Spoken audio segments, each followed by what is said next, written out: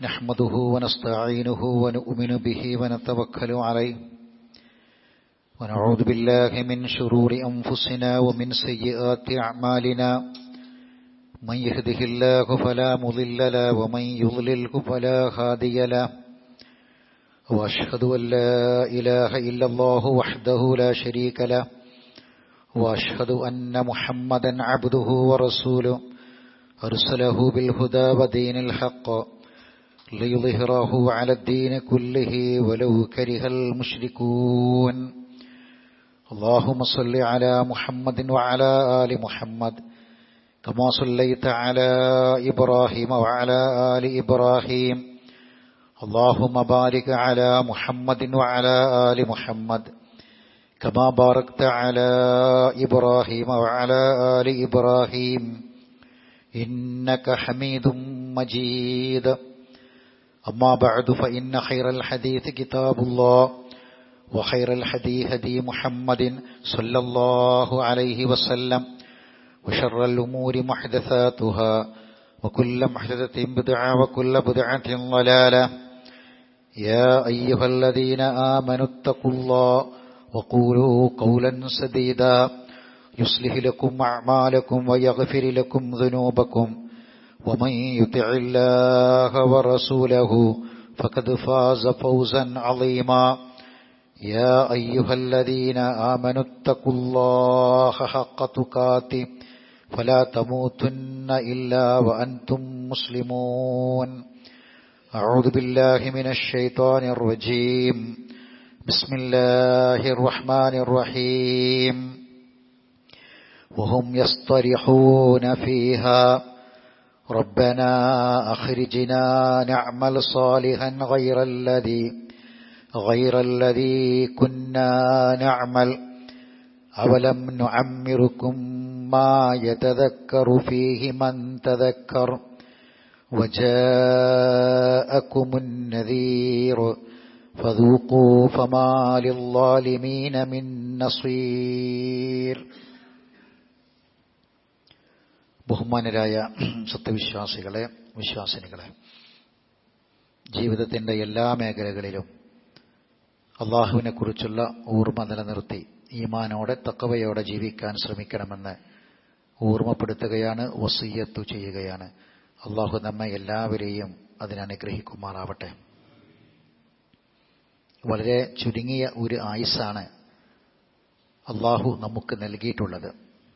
ഭൂമിയിൽ ജീവിച്ച കഴിഞ്ഞുപോയ പല തലമുറകളെ അപേക്ഷിച്ച് ഏറ്റവും ചുരുങ്ങിയ ആയുസ് നൽകപ്പെട്ടവരാണ് അള്ളാഹുവിൻ്റെ റസൂലിൻ്റെ ഉമ്മത്തുകളായ നമ്മൾ.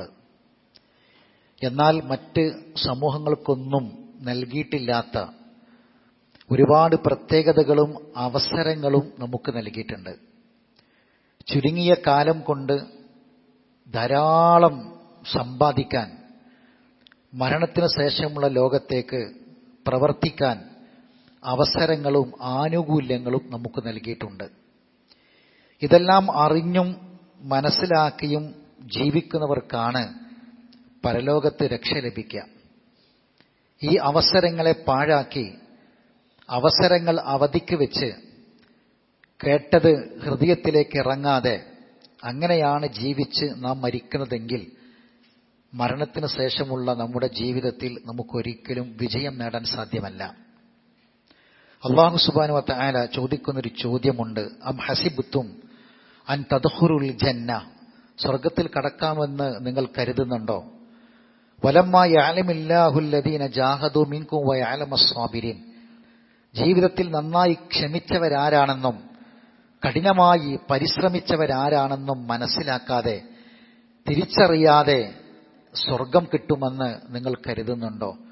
സഹോദരങ്ങളെ, നമ്മുടെ അധ്വാനവും നമ്മുടെ പരിശ്രമങ്ങളും നമ്മുടെ അമലുകളും കൃത്യമായി വിചാരണ ചെയ്യുമെന്ന് നാം ഓർക്കേണ്ടതുണ്ട്. നമുക്ക് മുന്നിൽ നമ്മുടെ ആയുസ് നമുക്കറിയാം, ഒരുപാട് രാവുകളും പകലുകളുമായിട്ട് അങ്ങനെ കടന്നു പോവുകയാണ്. ഇതിൽ എല്ലാ രാവുകളും എല്ലാ പകലുകളും ഒരുപോലെയല്ല. ചില രാവുകൾക്ക് പ്രത്യേകതയുണ്ട്, ചില പകലുകൾക്ക് പ്രത്യേകതയുണ്ട്. നമുക്കൊരായുസ്സിൽ ധാരാളമായി സമ്പാദിക്കാൻ പറ്റിയ അവസരങ്ങൾ നമ്മുടെ മുന്നിലുണ്ട്. അല്ലാഹു സുബ്ഹാനഹു വ തആല നരകത്തിന്റെ മുന്നിൽ പ്രദർശിപ്പിക്കപ്പെടുന്ന ചില ആളുകളെ കുറിച്ച് പറയുന്നുണ്ട്. നരകത്തിൽ പ്രവേശിക്കപ്പെട്ടതിനു ശേഷം അവിടെ മുറവിളി കൂട്ടുന്ന ആളുകളെ കുറിച്ച് പറയുന്നുണ്ട്. അവിടെ സൂറത്ത് ഫാത്തിറിലെ 37-ാമത്തെ ആയത്തിൽ അല്ലാഹു പറയാണ്, വഹും യസ്തരിഹൂന ഫീഹ, അവർ ആ നരകത്തിൽ മുറവിളി കൂട്ടിക്കൊണ്ടിരിക്കും. അവർ പറയും, റബ്ബന അഖ്രിജ്ന നഅമൽ സ്വാലിഹൻ ഗൈറല്ലദീ കുന്നാ നഅമൽ, ഒന്ന് ഞങ്ങളെ പുറത്ത് കടത്തിക്കൊണ്ട പടച്ചോനെ, ഈ നരകത്തിൽ നിന്ന് ഞങ്ങളെ ഒന്ന് പുറത്ത് കടത്തുകയാണെങ്കിൽ ഞങ്ങൾ നഅമൽ സ്വാലിഹൻ ഗൈറല്ലദീ കുന്നാ നഅമൽ, ഞങ്ങൾ ചെയ്യാതെ വിട്ടേച്ചു പോയ ഒരുപാട് അമലുണ്ടായിരുന്നു, ആ അമലൊക്കെ ഞങ്ങൾ ചെയ്തു കൊള്ളാം. ചെയ്യേണ്ട അമലുകൾ ചെയ്യാതെ വിട്ടുപോയിട്ടുണ്ട്, അതൊക്കെ ഞങ്ങൾ ചെയ്യാം. ഈ സമയത്ത് ചോദിക്കുന്ന ചോദ്യമുണ്ട്, അവലം നുഅമ്മിറുക്കും മാ യതദക്കറു ഫീഹി മൻ തദക്കറ, നിങ്ങൾക്ക് ആലോചിക്കുന്നവനെ ആലോചിക്കാൻ മാത്രം നിങ്ങൾക്ക് നാം ആയുസ് തന്നില്ലേന്നാ. അവലം നുഅമ്മിറുക്കും മാ യതദക്കറു ഫീഹി മൻ തദക്കറ, ആലോചിക്കുന്നവന് ആലോചിക്കാൻ മാത്രം നിങ്ങൾക്ക് ഞാൻ സമയം തന്നില്ലേ. വജാഅക്കുമുൻ നദീർ, നിങ്ങൾക്ക് ഇതാ ഇങ്ങനെയൊക്കെ വരാനുണ്ട് മരണത്തിന് ശേഷം എന്ന് നിങ്ങൾക്ക് മുന്നറിയിപ്പ് നൽകുന്ന ഒരു പ്രവാചകനെ ഞാൻ നിങ്ങൾക്ക് പറഞ്ഞയച്ചിട്ടില്ലായിരുന്നുവോ? അതുകൊണ്ട് ഫദൂഖു, നിങ്ങൾ നരകശിക്ഷ ആസ്വദിക്കാം. ഫമാലിൽ ളാലിമീന മിൻ നസീർ, അക്രമകാരികൾക്ക് യാതൊരു സഹായവും ലഭിക്കുകയില്ല. സഹോദരങ്ങളെ, ഇത് അല്ലാഹു തആല വരാൻ പോകുന്ന ഒരു കാര്യത്തെക്കുറിച്ച് നമുക്ക് പറഞ്ഞു തരികയാണ്. അപ്പോൾ സ്വർഗം നമുക്ക് നഷ്ടപ്പെട്ടു പോകുന്നത് നമ്മുടെ അമലുകളുടെ കുറവുകൾ കൊണ്ടായിരിക്കും, ചെയ്യേണ്ട അമലുകൾ ചെയ്യാതെ ബാക്കി വെച്ചത് കൊണ്ടാണ്. ഇപ്പോൾ നമുക്ക് ഒരു അവസരം നമ്മുടെ മുന്നിൽ വന്നു നിൽക്കുകയാണ്. ഇന്ന് ദുൽഖഅദ് 29 ഇൻഷാ അല്ലാഹ്. ഇന്ന് മാസം കണ്ടാൽ നാളെ ദുൽഹിജ്ജ മാസം ആരംഭിക്കുകയാണ്. ചില ആളുകൾ ശവ്വാലും ദുൽഹജ്ജും മാത്രം നോക്കുന്ന ചില ആൾക്കാരുണ്ട്, മാസം നോക്കുന്ന ആൾക്കാർ. അവർക്ക് പലപ്പോഴും തെറ്റിപ്പോകാറുണ്ട്. അങ്ങനെയാണ് ചില ആളുകളൊക്കെ ഇപ്പം ഇന്ന് 30 പൂർത്തിയായി നാളെ 1 എന്നൊക്കെ പറയുന്നത്. എല്ലാ മാസവും അല്ലാഹ് ഖുർആനിൽ പറഞ്ഞത് അഹില്ല എന്നാണ്, ഹിലാലി എന്നല്ല. യസ്അലൂനക അനിൽ അഹില്ല, ഹിലാലുകൾ എന്നാണ്, മാസപ്പിറവികൾ എന്നാണ്. 2 എന്നല്ല പറഞ്ഞത്, 1 എന്നല്ല പറഞ്ഞത്. എല്ലാ മാസങ്ങളെ സംബന്ധിച്ചും എല്ലാ മാസവും നോക്കാൻ നിർദ്ദേശിക്കപ്പെട്ടിട്ടുണ്ട്. അതുതന്നെയാണ് സലഫുകളുടെ മാർഗവും. അങ്ങനെ എല്ലാ മാസവും നോക്കുന്ന കൃത്യമായ കണക്ക് പ്രകാരം ഇന്ന് ദുൽഖഅദ് 29. ഇന്ന് മാസം കാണാൻ 1 മണിക്കൂർ സമയമുണ്ട്. സൂര്യൻ അസ്തമിച്ച് മാനത്ത് ചന്ദ്രൻ 1 മണിക്കൂർ സമയമുണ്ട്. അതുകൊണ്ട് കാണുകയാണെങ്കിൽ ഇൻഷാ അല്ലാഹ്, കാണുക എന്ന് പറഞ്ഞാൽ പ്രവാചകന്റെ സുന്നത്താണ്. കാണണം എന്ന് റസൂല് പറഞ്ഞാൽ കാണുക തന്നെ വേണം. അതാണ് സുന്നത്തിനെ പിൻപറ്റുക എന്ന് പറഞ്ഞാൽ. അവിടെ പിന്നെ അതുപോലെ ഇതുപോലെ എന്ന ചോദ്യത്തിന് പ്രസക്തിയില്ല. കാണണം എന്ന് റസൂല് പറഞ്ഞിട്ടുണ്ട്. കണ്ടാൽ നിങ്ങൾ നോമ്പനുഷ്ഠിക്കുക, പെരുന്നാൾ നിങ്ങൾ നോമ്പ് മുറിക്കുക എന്നൊക്കെ റസൂലിന്റെ ഹദീസ് എത്രയോ തവണ നമ്മൾ പറഞ്ഞതാണ്.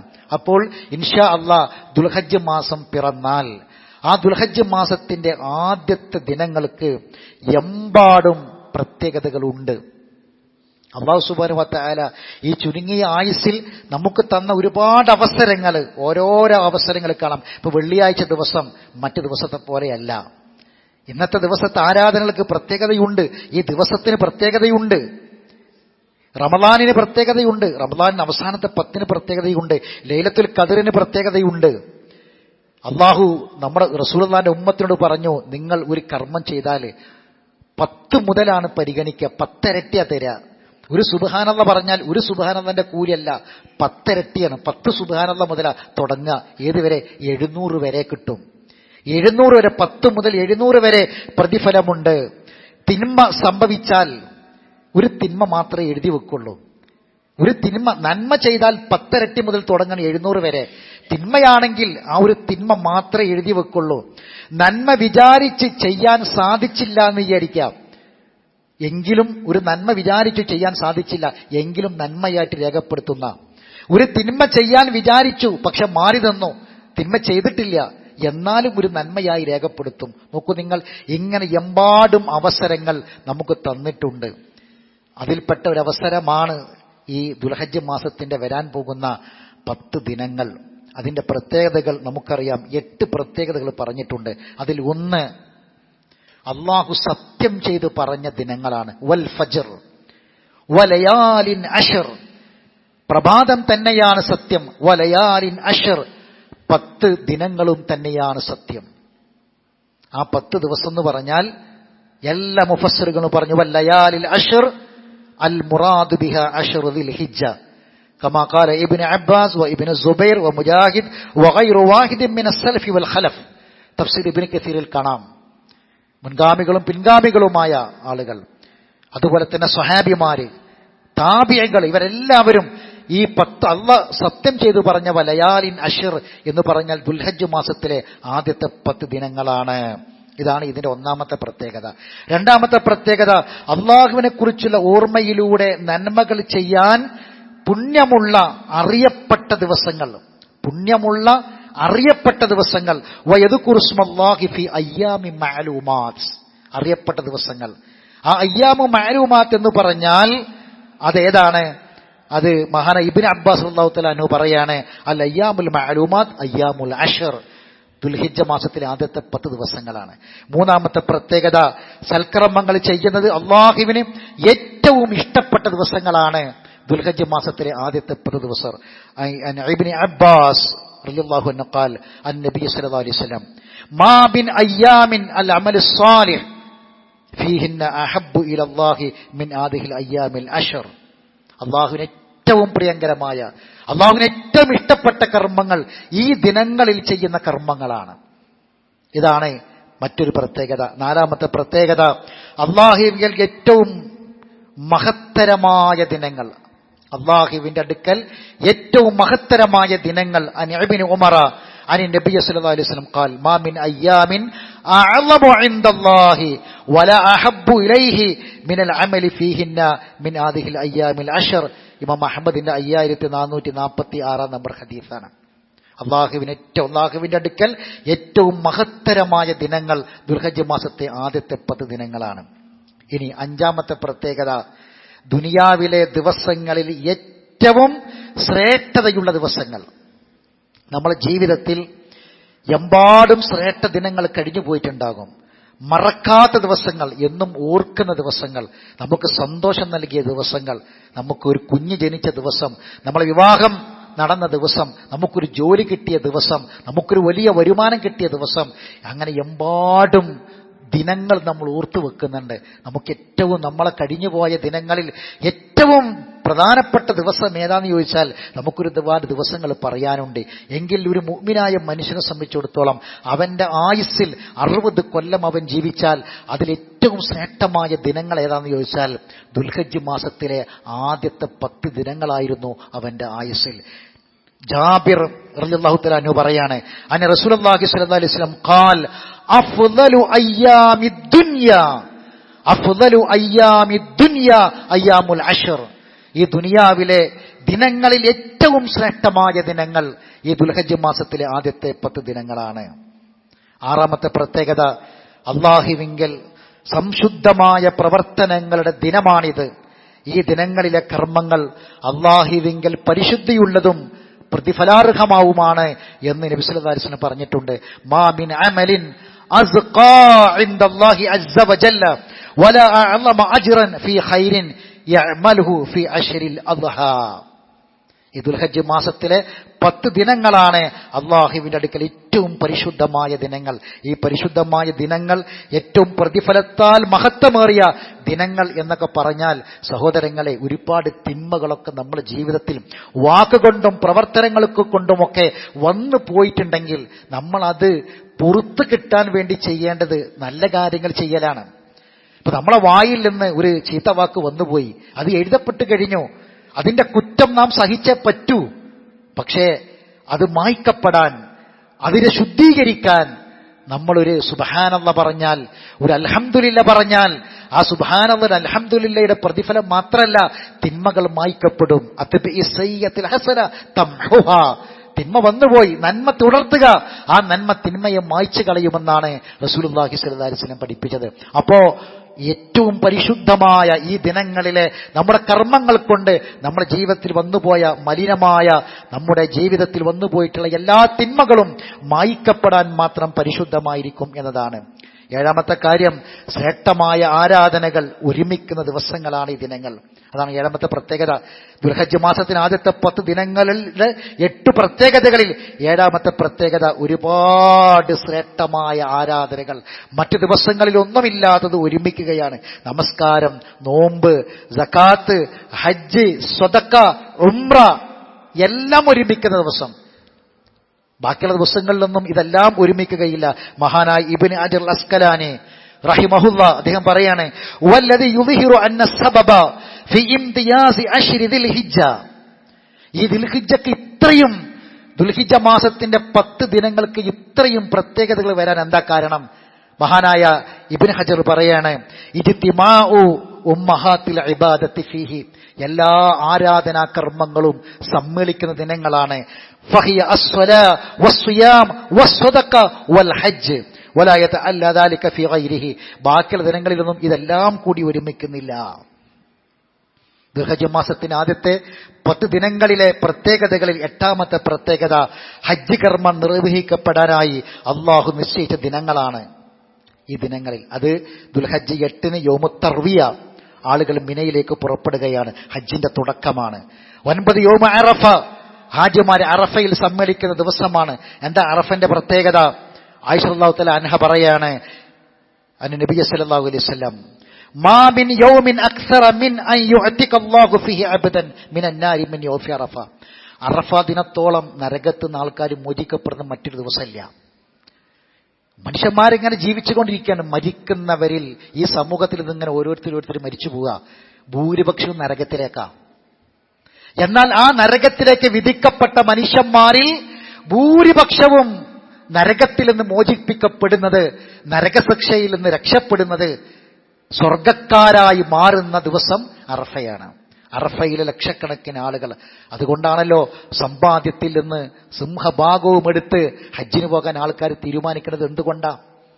അവിടെ ചെന്ന് ആ അറഫയിൽ ഇരുന്ന് കരഞ്ഞ അല്ലാഹുവിനോട് ചെയ്ത തെറ്റുകൾ ഏറ്റുപറയുമ്പോൾ അത് പൊറുക്കപ്പെടും. ആ പാപങ്ങൾ ഉമ്മ പ്രസവിച്ച അന്നത്തെ ദിവസം നമ്മൾ മരിച്ചാൽ, ഉമ്മ പ്രസവിച്ച ദിവസം നമ്മൾ മരിച്ചിരുന്നെങ്കിൽ സ്വർഗത്തിലാണ്. അതുപോലെയുള്ള അവസ്ഥയാണ് അറഫയിൽ വെച്ച് കിട്ടുക എന്നാണ്. അപ്പൊ ആ ദിവസം ഈ ദുൽഹജ്ജ ആദ്യത്തെ 10 ദിനങ്ങളിൽ അതിന്റെ പ്രത്യേകതയാണ്, ഹജ്ജിന്റെ ദിനങ്ങളിൽ പെട്ടതാണ് അറഫ. അതുപോലെ തന്നെ യൗമുൻ നഹർ അത് ദുൽഹജ്ജ് 10 ആ ദിവസം ഇന്ന അഅ്ളമൽ അയ്യാമി ഇൻദല്ലാഹി തബാറക വതആല യൗമുൻ നഹർ സുമ്മ യൗമുൽ ഖർ. യൗമുൽ ഖർ എന്ന് പറഞ്ഞാൽ 11 ദുൽഹജ്ജ് 10 അള്ളാഹുവിന്റെ പേരുച്ചരിച്ചുകൊണ്ട് ലക്ഷോപലക്ഷം ആളുകൾ അള്ളാഹുവിന്റെ പേരുച്ചരിച്ചുകൊണ്ട് ബലിയറുക്കുന്ന ദിവസമാകുന്നു ആ ദിവസം. സഹോദരങ്ങളെ, ഇതൊക്കെയാണ് ഈ ദിവസത്തിന്റെ പ്രത്യേകതകൾ മനസ്സിലാക്കുക. മുൻഗാമികളായ ആളുകൾ, വകാന സഈദ് ബിൻ ജുബൈർ റഹിമഹുല്ലാ ഇദാ ദഖല അയ്യാമുൽ അശ്ർ ഇജ്തഹദ ഇജ്തിഹാദൻ ശദീദൻ ഹത്താ മാ യകാദു യഖ്ദിറു അലൈഹി. ഈ ദിവസങ്ങൾ കൊണ്ട് വന്നാൽ മറ്റ് ദിവസങ്ങളെ പോലെയല്ല, കഠിനമായി അധ്വാനിക്കുകയാണ്, പരിശ്രമിക്കുകയാണ് ദീനിന്റെ മാർഗത്തിൽ, അള്ളാഹുവിന്റെ മാർഗത്തിൽ സൽക്കർമ്മങ്ങൾ വർദ്ധിപ്പിക്കുകയാണ്. എത്രമാത്രം ഹത്താമായ യഖ്ദിറു അലൈഹി, ചെയ്യാൻ സാധിക്കാത്ത അത്രയും, എങ്ങനെ ഇതൊക്കെ ചെയ്യാൻ പറ്റുക, ആ രൂപത്തിൽ അത്രമാത്രം നന്മകൾ അവർ വർദ്ധിപ്പിച്ചിരുന്നു എന്നൊക്കെയാണ്. അതുകൊണ്ട് സഹോദരങ്ങളെ, നമ്മൾ ആത്മാർത്ഥമായി തൗബ ചെയ്യാൻ വേണ്ടി ഈ ദിനങ്ങൾ ഉപയോഗിക്കാം. നന്മയിൽ മുന്നേറാൻ വേണ്ടി നമ്മൾ ശ്രമിക്കുക. എത്ര ചെറിയ നന്മയാണെങ്കിലും ഈ ദിവസങ്ങളിൽ നമ്മൾ നഷ്ടപ്പെടുത്തരുത്. തിന്മയിൽ നിന്ന് പൂർണ്ണമായും പിന്മാറി നിൽക്കുക. എത്ര നിസ്സാരമായ തിന്മയാണെങ്കിലും ഈ ദിവസങ്ങളിൽ തിന്മ ചെയ്യാതിരിക്കുക. അതുപോലെ തന്നെ നന്മയിൽ നമ്മൾ മുന്നേറുക. ഖുർആൻ പാരായണം, പഠനം പോലെയുള്ള കാര്യങ്ങളൊക്കെ ചെയ്യുക. ദാനധർമ്മങ്ങൾ വർദ്ധിപ്പിക്കുക. പാവപ്പെട്ടവരെ സഹായിക്കുക. നന്മ കൽപ്പിക്കുക, തിന്മ വിരോധിക്കുക. ഫർദ് നിസ്കാരങ്ങൾ ജമാഅത്തായിട്ട് തന്നെ നിർവഹിക്കുക. സുന്നത്ത് നിസ്കാരങ്ങൾ പരമാവധി വർദ്ധിപ്പിക്കുക. റവാത്തിബ് സുന്നത്തുകൾ, ഖിയാമുൽ ലൈൽ, അതുപോലെ തന്നെ ളുഹ, വുളൂഇന്റെ 2 റക്അത്ത് നിസ്കാരം, സുബഹിക്ക് മുമ്പ് 2 റക്അത്ത്, ഇതൊക്കെ നമ്മൾ വർദ്ധിപ്പിക്കുക. പ്രാർത്ഥനകൾ, ഇസ്തിഗ്ഫാർ, ഇതൊക്കെ നമ്മൾ ചെയ്യുക. ഉദ്ഹിയ്യത്ത് ഈ ദിനങ്ങളിൽ പ്രധാനപ്പെട്ട ഒരു കർമ്മമാണ്. ദുൽഹജ്ജ് മാസത്തിൽ ആദ്യത്തെ 10 ദിനങ്ങളിൽ അവസാനത്തെ ദിവസം 10 അന്നത്തെ ഏറ്റവും വലിയ കർമ്മമാണ് സഹോദരങ്ങളെ ഉളുഹിയ്യത്ത്. ഇൻഷാ അല്ലാഹ് നമ്മുടെ പള്ളിയിൽ 3 ഷെയർ കൂടി ബാക്കിയിടുന്ന് അറിയിച്ചിട്ടുണ്ട്. എത്രയും പെട്ടെന്ന് ആവശ്യമുള്ള ആളുകൾ അതിൽ ചേരാൻ വേണ്ടി ശ്രമിക്കുക. ഇങ്ങനെ ധാരാളം നോമ്പുകൾ എടുക്കുക. മഹാന്മാരായ ആളുകൾ അവരൊക്കെയും അറഫ അടക്കമുള്ള 9 നോമ്പ് നോറ്റിരുന്നു. കാന റസൂലുള്ളാഹി സ്വല്ലല്ലാഹു അലൈഹി വസല്ലം യസൂമു തിസ്അദിൽ ഹിജ്ജ, ദുൽഹിജ്ജ മാസത്തിൽ 9, അതായത് ആദ്യത്തെ 9 ദിവസം തുടർച്ചയായി നോമ്പ് അനുഷ്ഠിക്കുക. മാ മിൻ അയ്യാമിൻ അഅ്ലമു ഇൻദല്ലാഹി വലാ അഹബ്ബു ഇലൈഹി മിനൽ അമലി ഫീഹിന്ന ഫീ ഹാദിഹിൽ അയ്യാമിൽ അശ്ർ ഫഅക്തിറു ഫീഹിന്ന മിനത് തഹ്ലീലി വത്തക്ബീരി വത്തഹ്മീദ്. തഹ്ലീലുകളും തക്ബീറുകളും തഹ്മീദുകളും ഒക്കെ വർദ്ധിപ്പിക്കുക. ഈ ദിവസങ്ങളിൽ ധാരാളം അമലുകൾ വർദ്ധിപ്പിക്കുക. നോമ്പ് 1 മുതൽ 9 വരെ അറഫന്റെ നോമ്പടക്കമുള്ള തുടർച്ചയായ നോമ്പുകൾ നോൽക്കുക. സഹോദരങ്ങളെ, ഈ ഭൂമിയിൽ ദുൽഹജ്ജ് മാസത്തെ ആദ്യത്തെ 10 ദിനങ്ങളോളം പ്രത്യേകതകളുള്ള മറ്റൊരു ദിനമില്ല എന്ന് മനസ്സിലാക്കുക. വെറുതെ നമ്മൾ ഇതിനെ റമദാൻ മാസത്തിന്റെ അവസാനത്തെ 10 ശ്രേഷ്ഠത നമുക്ക് എല്ലാവർക്കും അറിയാം. എന്നാൽ അതിന്റെ രാത്രികൾക്കാണ് ശ്രേഷ്ഠതയെങ്കിൽ അതിനേക്കാൾ ശ്രേഷ്ഠതയാണ് ദുൽഹജ്ജ് മാസത്തിന്റെ ആദ്യത്തെ 10 ദിനങ്ങൾ, ദിവസങ്ങൾ എന്ന് നമ്മൾ മനസ്സിലാക്കുക. നേരത്തെ ഓതിയ ആയത്തുണ്ട്. ആ ആയത്ത് പരലോകത്ത് നരകത്തിലെത്തിയിട്ട് മുറവിളി കൂട്ടിയിട്ട് പടച്ചവനെ ഒന്നുകൂടി ഒരു അവസരം കൊണ്ട പടച്ചവനെ എന്ന് പറയുന്ന അവസ്ഥ നമുക്കുണ്ടാവരുത്. നമ്മൾ ഈ അവസരങ്ങളെ അവധിക്ക് വെച്ചാൽ നാളെ നമ്മളെ കാത്തിരിക്കുന്നത് ഈ ഭയാനകമായ ശിക്ഷയായിരിക്കും എന്ന് മനസ്സിലാക്കുക. നമ്മൾ ആയുസ് അള്ള തന്നിട്ട് മരിക്കണത് വരെ നമ്മൾ എങ്ങനെയെങ്കിലൊക്കെ ജീവിച്ചിട്ട് മരിച്ചതിന്റെ ശേഷം ഞമ്മക്ക് വേണ്ടി കുറെ ആൾക്കാർ തഹ്ലീൽ എല്ലിയിട്ട് കാര്യമില്ല. റസൂലുള്ളാഹി പറഞ്ഞത് ഈ ദുൽഹജ്ജ് മാസത്തിൽ അക്സിറു ഫീഹിന്ന മിനത് തഹ്ലീൽ, തഹ്ലീൽ വർദ്ധിപ്പിക്കുക. എന്താ തഹ്ലീൽ? ലാ ഇലാഹ ഇല്ലല്ലാഹ് നമ്മൾ ചൊല്ലുക. മരിച്ചതിന്റെ ശേഷം പള്ളിക്കൽ കുറെ ആൾക്കാർക്ക് ചിരുണി കൊടുത്തിട്ട് അവർ തഹ്ലീൽ ചൊല്ലിയിട്ട് 1 ലക്ഷം 2 ലക്ഷം ലാ ഇലാഹ ഇല്ലല്ലാഹ് ചൊല്ലിയിട്ട് ഒരു കാര്യമില്ല. നമ്മളെ ഖബറിലേക്കും പരലോകത്തേക്കും എത്തൂല. ഏത് സ്വഹാബി മരിച്ചിട്ടാ തഹ്ലീൽ ചൊല്ലിയത്? ഏത് സ്വഹാബി മരിച്ചിട്ടാ തഹ്ലീൽ ചൊല്ലിയത്? അള്ളാന്റെ റസൂലിന്റെ മയ്യത്ത് ദിവസങ്ങളോളം ഇല്ലായിരുന്നോ? എന്നിട്ട് സ്വഹാബിയർ ആരെങ്കിലും അവിടെ തഹ്ലീൽ ചൊല്ലിയോ? ഒരു ദഈഫായ ഹദീസുകളും കാണിക്കാൻ കഴിയോ? ദീനിൽ പ്രമാണമുണ്ടോ? ഇല്ല. എന്താ ഖുർആൻ പറഞ്ഞത്? വഅല്ലൈസ ലിൽ ഇൻസാനി ഇല്ലാ മാ സഅ. മരിക്കുവോളം ജീവിച്ചിരിക്കുന്ന സമയത്ത് എന്ത് ചെയ്തോ അത് കിട്ടും. മരിക്കണത് വരെ ഖുർആൻ ഓതിക്കോളി, ആ ഗുണം കിട്ടും. മരിച്ചതിന് ശേഷം മയ്യത്തിലെ തലക്കപ്പുറത്തിരുന്ന് ആരെങ്കിലൊക്കെ ഖുർആൻ ഓതിയിട്ട് കൂലി കിട്ടുമെന്ന് വിചാരിക്കണ്ട, കിട്ടൂല. അള്ളാഹുവിന്റെ റസൂൽ മരിച്ച മയ്യത്ത് ദിവസങ്ങളോടെ ഉണ്ടേന്. ഏത് സഹാബിയാ ഖുർആൻ ഓതിയത്? ഖുർആൻ ഓത്തിന്റെ പ്രത്യേകത റസൂൽ പഠിപ്പിച്ചിട്ടില്ലേ? അലിഫ് ലാം മീം. അലിഫ് ഒരു ഹറഫാണ്, ലാം ഒരു ഹറഫാണ്, മീം ഒരു ഹറഫാ. കൂലിയുണ്ട്, പ്രതിഫലമുണ്ട്, ഒരു തർക്കവും ആർക്കില്ല. പക്ഷേ ആ ഖുർആൻ എപ്പോഴാ? മരിക്കണത് വരെ നമ്മൾ ഓതിക്കോളി. ഇത് ബാക്കിയുള്ളവർക്ക് കൈമടക്ക് കിട്ടാൻ മറ്റുള്ളവർ ഉണ്ടാക്കിയ പരിപാടിയാണ്. എന്നിട്ട് നമുക്ക് കൂലി കിട്ടുമെന്ന് വിചാരിച്ചാൽ പടച്ചോൻ പൊട്ടനാണെന്ന് ആരും വിചാരിക്കണ്ട. മരിക്കണത് വരെ ഈ ചൊല്ലേണ്ട ദിക്റൊന്നും ചൊല്ലാതെ, ഖുർആൻ വായിക്കാതെ, ഖുർആൻ ഓതാതെ തോന്നിയ മാതിരി ജീവിച്ചിട്ട് മരിച്ചതിന് ശേഷം വേറെ ആരെങ്കിലും ചെയ്താൽ, ഏതെങ്കിലും മൗലവിമാര് വന്നിരുന്ന് യാസീൻ ഓതിയാൽ അതിന്റെ കൂലി കൊണ്ട് ഖബറിൽ രക്ഷപ്പെടുമെന്ന് കരുതിയാൽ അള്ളാഹ് പറയാണ് വഅല്ലൈസ ലിൽ ഇൻസാനി ഇല്ലാ മാ സഅ. ഖുർആൻ വായിച്ചു നോക്കി, എത്ര സ്ഥലത്ത് അള്ളാഹ് ആവർത്തിച്ചു വലാ തസിറു വാസിറത്തുൻ വിസ്റ ഉഖ്റ. ഒരാളെ പാപഭാരവും മറ്റൊരാൾക്കും പേറാൻ കഴിയില്ല. അള്ളാഹ് ഖുർആനിൽ സംശയത്തിനിടയില്ലാതെ പറഞ്ഞതാ. സഹോദരങ്ങളെ, അതുകൊണ്ട് മരിക്കുന്നത് വരെ നമുക്ക് കിട്ടുന്ന ഈ അവസരം നമ്മൾ ചെയ്യുക. നമ്മൾ ജീവിച്ചിരിക്കുമ്പം നല്ല മക്കളെ വളർത്തിയാൽ മരിച്ചതിന് ശേഷം ആ മക്കള് ചെയ്ത പ്രവർത്തനം നമുക്ക് ഖബറിൽ കിട്ടും. എന്താ കാരണം? ആ മക്കൾ നമ്മളെ അമല. ജീവിച്ചിരിക്കുമ്പോൾ ജാരിയായ സ്വതക്ക കൊടുത്താൽ ആ സ്വതക്ക ഖബറിലും കിട്ടും. കാരണം എന്താ? അത് നമ്മളെ അമല. നമ്മൾ ജീവിച്ചിരിക്കുന്ന കാലത്ത് ഖുർആൻ ക്ലാസ്സിൽ വന്ന് അള്ളാന്റെ കലാമ് പഠിക്കുക. അത് പഠിച്ചാൽ ഖബറിലും കിട്ടും. കാരണം എന്താ? അത് നമ്മുടെ അമല. അതല്ലാത്തതൊന്നും കിട്ടുന്ന ആരും കരുതണ്ട. റസൂലുള്ളാഹി സ്വല്ലല്ലാഹു അലൈഹി വസല്ലം പഠിപ്പിച്ച കാര്യമാണ്. അതുകൊണ്ട് ഈ അവസരങ്ങൾ അത് പരമാവധി ഉപയോഗപ്പെടുത്തുക, പാഴാക്കാതിരിക്കാൻ വേണ്ടി പരിശ്രമിക്കുക. അള്ളാഹു അനുഗ്രഹിക്കുമാറാവട്ടെ. അഖൂലു ഖൗലി ഹാദാ അസ്തഗ്ഫിറുല്ലാഹൽ അളീമ ലീ വലക്കും ഇന്നഹു ഹുവൽ ഗഫൂറുർ റഹീം.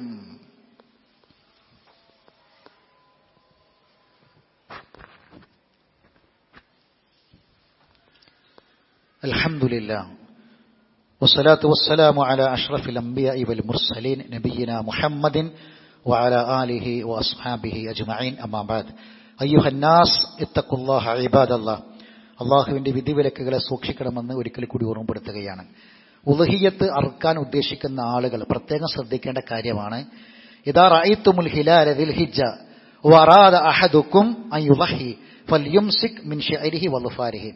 ദുൽഹജ്ജ് മാസം കണ്ടു എന്ന് അറിഞ്ഞാൽ, ഇന്ന് മാസം കണ്ടു കഴിഞ്ഞാൽ ദുൽഹജ്ജ് തുടങ്ങി. അസ്തമയത്തോടുകൂടി മാസപ്പിറവി കാണുന്നതോടുകൂടി ദുൽഹജ്ജ് മാസം തുടങ്ങും. അതുമുതൽ ശരീരത്തിൽ നിന്ന് രോമങ്ങൾ നീക്കം ചെയ്യരുത്, നഖങ്ങൾ മുറിക്കരുത്. അപ്പോൾ ഒരു കുടുംബനാഥൻ കുടുംബത്തിന് വേണ്ടി അറുക്കുകയാണെങ്കിൽ ആ കുടുംബത്തിലെ എല്ലാ ആൾക്കാരും ശ്രദ്ധിക്കണം. ആണും പെണ്ണും കുട്ടികളൊക്കെ ശ്രദ്ധിക്കണം. വീട്ടിൽ കുടുംബനാഥനാണ് അറുക്കണത് എങ്കിൽ കുടുംബനാഥൻ മാത്രമല്ല, അദ്ദേഹത്തിന്റെ ഭാര്യ, മക്കള്, അവർക്കൊക്കെയാണ് ഈ ഉളുഹിയ്യത്ത്. അവരെല്ലാവരും ശരീരത്തിലെ രോമങ്ങൾ ഒഴിവാക്കരുത്, നഖം മുറിക്കരുത്. അത് പ്രത്യേകം ഒരു കുടുംബനാഥൻ ഉളുഹിയ്യത്ത് അറുക്കാൻ നിശ്ചയിച്ചാൽ മാത്രം പോരാ, തീരുമാനിക്കാൻ മാത്രം പോരാ. നമ്മളെ മക്കളോടൊക്കെ ഈ കാര്യം പറയണം, കുടുംബത്തോടൊക്കെ ഈ കാര്യം പറയണം. രോമങ്ങൾ നീക്കം ചെയ്യരുത്, നഖങ്ങൾ മുറിക്കരുത്. ഏതുവരെ? ഉളുഹിയ്യത്ത് അറുക്കുന്നത് വരെ. പെരുന്നാൾ വരെ അല്ലട്ടാ. ചില ആൾക്കാർ വലിയരുന്നാൾക്ക് നല്ലോണം ക്ലീൻ ഷേവാക്കിയിട്ട് കണ്ടു വരും. ചില ആൾക്കാർ അങ്ങനെയല്ല. പെരുന്നാൾ വരെ അല്ല, മറിച്ച് ഉളുഹിയ്യത്ത് അറുക്കുന്നത്. ഉളുഹിയ്യത്ത് ഏത് വരെ അറുക്കാം? ഉളുഹിയ്യത്ത് ദുൽഹജ്ജ് 13, അയ്യാമുത്ത ശരീക്ക് 13 അസ്റിന്റെ മുമ്പ് വരെ അറുക്കാം.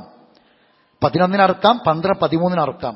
10 മുതൽ 10 തുടങ്ങാണ് ഉളുഹിയ്യത്ത്. നിസ്കാരം കഴിഞ്ഞാൽ, നിസ്കാരത്തിന് മുമ്പ് അറക്കാൻ പാടില്ല. അത് വെറും മാംസാറവ്യം. നിസ്കാരത്തിന് ശേഷം അറുക്കേണ്ടത്. നിസ്കാരം കഴിഞ്ഞിട്ട് അറിവ് തുടങ്ങിയാൽ ദുൽഹജ്ജ് 13 അസ്ർ വരെ അറുക്കാം. അപ്പൊ ദുൽഹജ്ജ് 13 അസ്റിനാണ് അറക്കണിരിക്കുക. അതുവരെ നഖങ്ങളും രോമങ്ങളും നീക്കം ചെയ്യാൻ പാടില്ല. എപ്പോഴാണ് അറുക്കണത്? അതുവരെ. ഇനി അത് അറുത്ത് കഴിഞ്ഞാൽ പിന്നെ ശരീരത്തിലെ ബാക്കിയുള്ള രോമങ്ങളൊക്കെ ഒഴിവാക്കാം. താടി ഒഴിവാക്കരുത്. താടി അവിടെ വെക്കണം. മീശ ഒഴിവാക്കാം. താടി ഒന്നും ചെയ്യാൻ പാടില്ല. അതൊരു കാലത്തും ചെയ്യാൻ പാടില്ല. താടി ഒരു കാലത്ത് ഒഴിവാക്കാൻ പാടില്ല. നമ്മൾ മരിച്ചാൽ നമ്മളെ താട കെട്ടേണ്ടത് നമ്മളെ താടിന്റെ മേലെ ആവണം. ക്ലീൻ ഷേവ് പാടില്ല, ഹറാമാണ്, പാടില്ല, ചെയ്യാൻ പാടില്ല. അതുകൊണ്ട് താടി വെക്കണം. അത് ഫിത്രത്താണ്, ഇസ്ലാമിന്റെ ഫിത്രത്താണ്, പ്രവാചകന്റെ ഫിത്രത്താണ്, പ്രവാചകന്മാരുടെ ഫിത്രത്താണ്. മാറ്റം വരുത്താൻ പാടില്ലാത്ത ഫിത്രത്താണ്. ഒട്ടനവധി ദശക്കണക്കിന് ഹദീസുകൾ കൊണ്ട് സ്ഥിരപ്പെട്ട കാര്യമാണ്. അതുകൊണ്ട് ആ കാര്യം നമ്മൾ പ്രത്യേകം ശ്രദ്ധിക്കുക. എല്ലാ നന്മകളിലും സാക്ഷികളാകാൻ അള്ളാഹു നമ്മെ സഹായിക്കുമാറാവട്ടെ. അറിവില്ലായ്മ കൊണ്ട് വന്നുപോയ തെറ്റുകുറ്റങ്ങൾ അള്ളാഹു വിട്ടുപുറത്ത് മാഫാക്കി തരട്ടെ. മരണപ്പെട്ടു പോരക്ക് അള്ളാഹു മഗ്ഫിറത്തും മർഹമത്തും പ്രദാനം ചെയ്യുമാറാവട്ടെ. നമ്മളെ മാതാപിതാക്കൾ, ബന്ധുമിത്രാദികൾ പലരും മരണപ്പെട്ടു പോയതാണ്. കഴിഞ്ഞ ദിവസം നമ്മുടെ കൂട്ടത്തിൽ നിന്ന് മരണപ്പെട്ടു പോയ നമുക്ക് വേണ്ടപ്പെട്ട പലരുമുണ്ട്. ദുആ കൊണ്ട് വസിയത്ത് ചെയ്തവരുണ്ട്. അല്ലാഹുവിൽ അവർക്കൊക്കെയും മഗ്ഫിറത്തും മർഹമത്തും പ്രദാനം ചെയ്യുമാറാവട്ടെ. അവരെ ബർസഖിയായ ജീവിതം അല്ലാഹു ധന്യമാക്കി കൊടുക്കട്ടെ. വീടുകളിലും ആശുപത്രിയിൽ രോഗികളായി കഴിയുന്നവരുണ്ട്. അല്ലാഹു രോഗശമനം പ്രദാനം ചെയ്യുമാറാവട്ടെ. എല്ലാവിധ അപകടങ്ങളിൽ നിന്നും മാരകമായ രോഗങ്ങളിൽ നിന്നും അല്ലാഹു നമ്മളെയും നമ്മളെ പ്രിയപ്പെട്ട മാതാപിതാക്കളെയും നമ്മളെ കുടുംബത്തെയും കാത്തുരക്ഷിക്കുമാറാവട്ടെ. അല്ലാഹു സുബ്ഹാനഹു വ തആല അവന്റെ മാർഗത്തിൽ അവൻ ഇഷ്ടപ്പെട്ട കർമ്മങ്ങൾ ധാരാളമായി ചെയ്ത് ജീവിക്കാൻ നമ്മെ സഹായിക്കുമാറാവട്ടെ. അല്ലാഹു മുഗഫ്ഫിലിൽ മുഅ്മിനീന വൽ മുഅ്മിനാത്ത് والمسلمين والمسلمات وأحياكم منكم والأموات إنك مجيب دعوات يا قاضي الحاجات. اللهم أجرنا من النار، اللهم أجرنا من النار، اللهم اعتق رقابنا من النار ورقاب آبائنا وأمهاتنا وأزواجنا وإخواننا المسلمين أجمعين يا رب العالمين. اللهم أعز الإسلام والمسلمين وأذل الشرك والمشركين ودمر أعداءك وأعداء الدين. ربنا تقبل منا دعاءنا إنك أنت السميع العليم وتب علينا إنك أنت التواب الرحيم. وآخر دعوانا أن الحمد لله رب العالمين.